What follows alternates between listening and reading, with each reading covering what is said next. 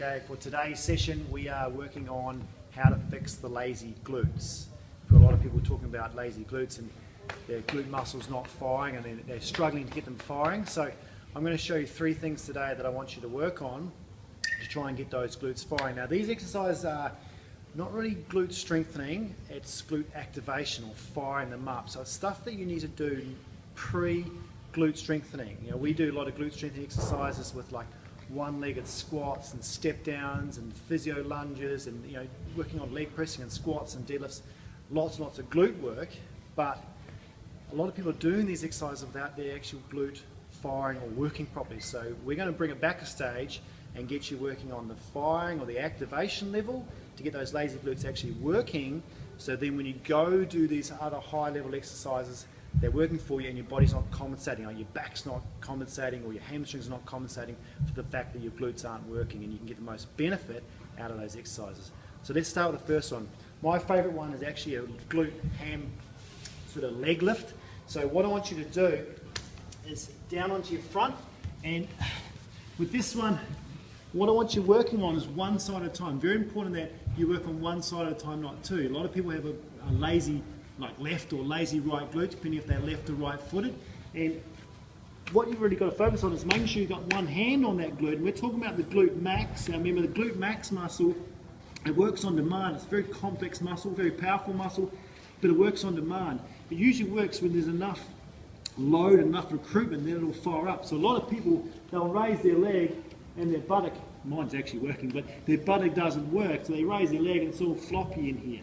Okay, so we've got to get that glute pre-firing by activating it and trying to get your brain switching it on. So what I want you working on is trying to make sure that your glute is fired before you raise your leg. So it's a leg raise, but let's walk you through it.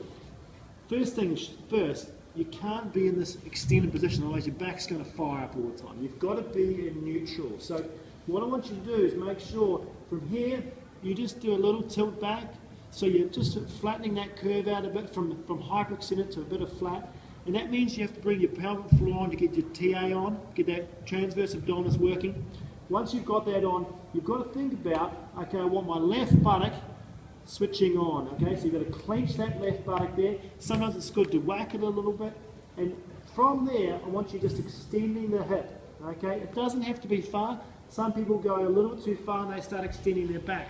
So make sure that stays in neutral, keep that pelvic floor on, clench your buttock, extend your leg, alright? And you can hold it there for a good sort of 3 or 4 seconds to get that activation, even up to 10 to get more activation, more endurance in it, and then release and down. And I like to have my head here so I can concentrate, really think about it, pelvic tilt, pelvic floor on, TA on, clench my buttock, raise my leg, hold it there, get some really good activation, and down. And I'd work on about sort of 10 repetitions in a set, get a good 2 or 3 sets out before you move on to the next exercise. So that's your glute activation for prone glute ham raise. Really good exercise. The second one is going back to a little bit of Pilates, going into doing bridges. Now, listen, these are very low level exercises, but they're great for activation. They're great for getting those lazy muscles switched on. Right? So when you're in this position, again, you're going to do a bridge. But a lot of people do this wrong. They go up there and they're using their back and using their hammies, and their buttocks still floppy and doing nothing. You've got to get that hip extended. And some people are so tight anterior in the front that they can't extend. So again, you've got to loosen that up to make sure that's nice and loose. But what I want you working on again is focusing on, I've got to do hip extension. My glute max is going to work in hip extension. So when I extend my hips, not when I extend my back. Alright, so get that spine in neutral. Now to get your glute firing, the trick in the bridge to activate and fire your glute is think about pushing your heels down through the floor. Don't think about, oh, I've got to lift my hips up. Push your heels down through the floor, and as you push down, my load is through the heels. I've got to clench my buttocks as though you're squeezing them together and extend the hip and push down at the same time. So I arrive there with my glutes on, my hammies are really working, but my back's really happy. And then lower down through your glutes and your legs so you arrive back in a neutral position. Now, to make that work harder, what I like to do is get a TheraBand around both knees here, so I'm pushing out against the band. All right? When I push out against the band, I'm going to fire my lateral rotators deep inside the hip to stabilise the hip. This is great for stabilisation and really good for working on your lateral rotators and your glute medius and that sort of thing. But this exercise here, if I fire my lateral rotators more, my glute max has got a better chance of firing because my hip's stable. Okay, so this exercise, you'll feel it burn more, and you think, oh, I'm working in here more, but it actually allows you to fire your glute max more. So from here, I'm pushing out against the band, I'm still parallel, and I'm going to push through my heels, clench my buttocks, and really squeeze through here, maximal squeeze through here, not through here, and then lower down to the floor.